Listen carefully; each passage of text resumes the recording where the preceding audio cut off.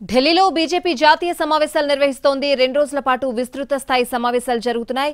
లోక్సభ ఎన్నికల్లో 370 సీట్లు గెలుచుకోవడమే లక్ష్యంగా బీజేపీ వ్యూహరచన చేస్తోంది. ఇందులో భాగంగా బీజేపీ విస్తృత స్థాయి సమావేశాలు నిర్వహిస్తోంది.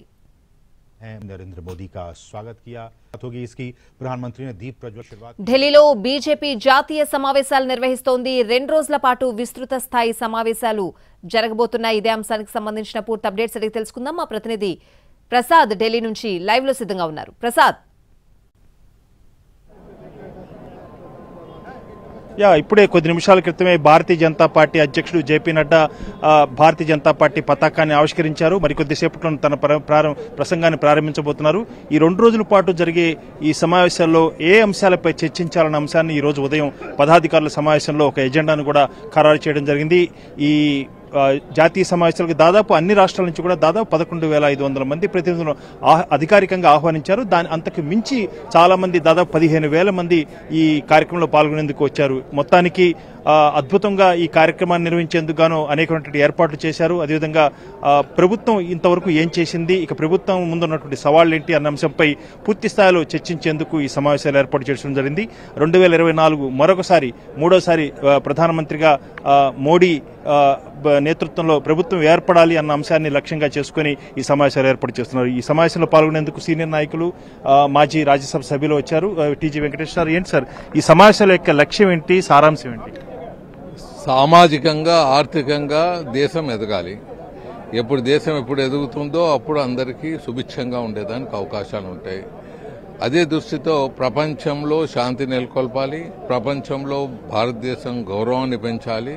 దాన్ని ఎక్కడా లేని విధంగా మోదీ గారు తీసుకుని వెళ్లారు. ముస్లిం కంట్రీస్లో ఉండే చాలా మంది నాయకులు మోదీ గారికి జైజైలు తెలియజేస్తున్నారు. ఆయన చేస్తున్న కార్యక్రమాలు కానీ, ఆయన ప్రపంచాన్ని ప్రేమించే, ప్రపంచ ప్రజల్ని ప్రేమించేది కానీ, భారతదేశాన్ని అభివృద్ధి చేసే పంతాలో కానీ ఆయన మించిన నాయకుడు లేడని వాళ్ళే తెలియజేస్తున్నారు. కానీ ఇండియాలోనే కొన్ని వర్గాలు అది విభేదిస్తుంటారు, వాళ్ళ ఉనికి కోసం విభేదిస్తుంటారు. ఆయన ఎప్పుడు కానీ కుటుంబ పరిపాలన ఉండరాదు అంటాడు. కుటుంబ పరిపాలన అంటే రాజ్యాధికారాన్ని, అంటే ఆయన కొడుకు లేడా ఈయన కొడుకు లేదా అంటారు. అది కాదు పద్ధతి ఏమంటే రాజ్యాధికారం, ఒక ముఖ్యమంత్రో లేకపోతే ఒక ప్రధానమంత్రో వారి పిల్లలు, ఎందుకంటే అది రాజ్యాధికారం. కుటుంబ పరిపాలన అంటే అది అనమాట. మెంబర్స్ అయ్యేది ఎమ్మెల్యేలు ఎంపీలు అయ్యేది కాదు కుటుంబ పరిపాలన. అదని ఏదో ఎస్కేప్ అవుతుంటారు. కుటుంబ పరిపాలనకు ఆయన పూర్తిగా విరుద్ధం. ఒక తూరి ప్రజలు ఎన్నుకొనబడిన వాళ్లే రాజ్యాధికారంలో రావాలి, లేకపోతే పరిపాలన ఉండదు అనేది ఆయన అభిమతం. సో అలాగా ఇవన్నీ ఆయన అజెండాలో తీసుకుని ముందుకు వెళ్తారు. డెఫినెట్ గా he will be successful man. And దేశంలో చరిత్రలు లేని విధంగా ఈ మారు ఎంపీ సీట్లు వస్తున్నాయి. చాలా కొన్ని కాన్స్టిట్యూషనల్ అమెండ్మెంట్స్ చాలా ఉన్నాయి, అవి కూడా తీసుకుని వస్తాడు. అందరికీ న్యాయం చేసే విధానంలో ఉంటారు. చాలా మంది మైనార్టీస్కి ఎదురు అంటుంటారు. మైనార్టీస్ ఎక్కడా చరిత్రలు లేని విధంగా ఫండ్స్ అలాట్ చేశాడు. ఆ ఫండ్స్ వాడుకోలేని రాష్ట్రాలు వాపసు పోతున్నాయి డబ్బులు. ఆ ఫండ్స్ ఎందుకు పోతున్నాయంటే తెలియజేయటం లేదు. మరి ఈ విధంగా వీళ్ళు అనవసరంగా రచ్చకెక్కేదానికి వస్తారే కానీ ఈ అలాట్ అయిన ఫండ్స్ ఎందుకు వాడటం లేదనేది వాళ్ళు చిలక పలుకులు పలకటం లేదు. ప్రధానంగా ఈ సమావేశాలని దృష్టిలో పెట్టుకుని చూసినట్లయితే పొత్తులు కూడా అనేక కొత్త పొత్తులు కూడా వచ్చే అవకాశం కూడా వార్తలు వస్తున్నాయి. ఎన్డీఏ సమావేశాన్ని కూడా అతి త్వరలో కూడా నిర్వహించబోతున్నట్టు తెలుస్తుంది. ఆంధ్రప్రదేశ్ సంబంధించి టీడీపీ, బీజేపీ, జనసేన కలిసి పనిచేసేందుకు మార్గం సుగమైనట్లయినా ఇంకా ఏమైనా పొత్తులపై చర్చ జరిగేందుకు అవకాశం ఉందా? ఇప్పుడు ఎన్డీఏలో అందరూ చేరేదానికి చాలా మంది సుముఖత ఉన్నారు. ఇప్పుడు ప్రధానమంత్రి బీజేపీ పార్టీ నిర్ణయించాలి వీళ్ళతో ఉండాలా లేదా పొత్తులు అనేది. అందరూ ముందుకు వస్తున్నారు. పవన్ కళ్యాణ్ గారు ఆల్రెడీ బీజేపీలో ఉన్నారు. చంద్రబాబు గారు ఉండి బయటకు వచ్చారు. వారు కూడా ఎన్డీఏలో మీరు డిస్కషన్స్ మొదలైందంటే మీరు అర్థం చేసుకోవాలి, ఆల్రెడీ ఒక అండర్స్టాండింగ్ వస్తేనే డిస్కషన్స్ 1-to-1 ఉంటాయి, లేకపోతే ఉండదు. So they have reached understanding. Definitely NDA కూటమిలో టీడీపీ ఉంటుంది.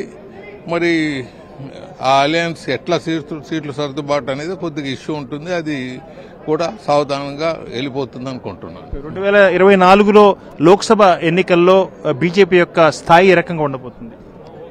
అంటే దేశ చరిత్రలో లేని విధంగా ఆ లెవెల్కి వెళ్ళిపోతున్నారు మోదీ గారు. ఆ నంబరు మనం చెప్పలేము.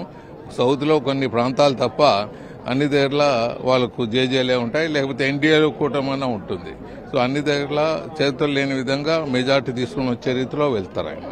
దానికి టీజీ వెంకటేష్ గారు చెప్తున్నారు, ప్రధానమంత్రి ప్రపంచంలోనే ఒక అత్యుత్తమైనటువంటి శక్తివంతటువంటి నాయకుడిగా ఆవిర్భవించబోతున్నాడు. అదేవిధంగా ప్రపంచానికి ఒక విశ్వగురుగా కూడా భారతదేశం ఆవిర్భవిస్తుందన్న ఒక విశ్వాసాన్ని ప్రజలకు కలిగించే విధంగా ఈ సమావేశాల్లో తన ప్రసంగం ఉండబోతున్న అంశాన్ని కూడా టీజీ వెంకటేష్ చెప్తున్నారు. ప్రధానంగా ఈ 2 రోజుల పాటు జరిగే ఈ సమావేశాల్లో ఇంతవరకు 10 ఏళ్ల పాటు బీజేపీ నేతృత్వంలోని ఎన్డీఏ ప్రభుత్వం సాధించినటువంటి విజయాలు, సాధించినటువంటి పురోగతి, సాధించినటువంటి అభివృద్ధి, సమగ్రాభివృద్ధి, సంక్షేమ కార్యక్రమాల అమలు తీర్థనలు, వీటన్నిటిపై కూడా సమీక్షించిన తర్వాత ఇతరత్రా ఇంకా అనేక అంశాలపై ఇక్కడ హాజరైనటువంటి ప్రతినిధులు సూచించే సూచనల మేరకు ఆ మేరకు ఇతరత్రా కూడా కొన్ని అంశాలను కూడా మేనిఫెస్టోలు కూడా చేర్చేందుకు అవకాశం ఉందని చెప్పి పార్టీ వర్గాలు చెప్తున్నాయి. అందుకే ఈ సమావేశాన్ని అత్యద్భుతమైన రీతిలో పెద్ద సంఖ్యలో ప్రజాప్రతినిధులు ఈ భాగస్వామ్యం కావాలని వీళ్ళందరూ కూడా ఆహ్వానం చేశారు. వీళ్ళంతా కూడా హాజరయ్యారు. ఈ సమావేశంలో వచ్చే సారాంశాన్ని ఆధారం చేసుకుని మేనిఫెస్టో రూపకల్పన ఉంటుందన్న అభిప్రాయం వ్యక్తం చేస్తున్నారు. రేపు 2వ రోజు ముగింపు ఉపన్యాసంతో ప్రధానమంత్రి చేసే ముగింపు ఉపన్యాసంతో ఈ 2 రోజుల పాటు బీజేపీ జాతీయ సమావేశాలు పరిసమాప్తం కానున్నాయి. Right Prasad, thanks for the updates.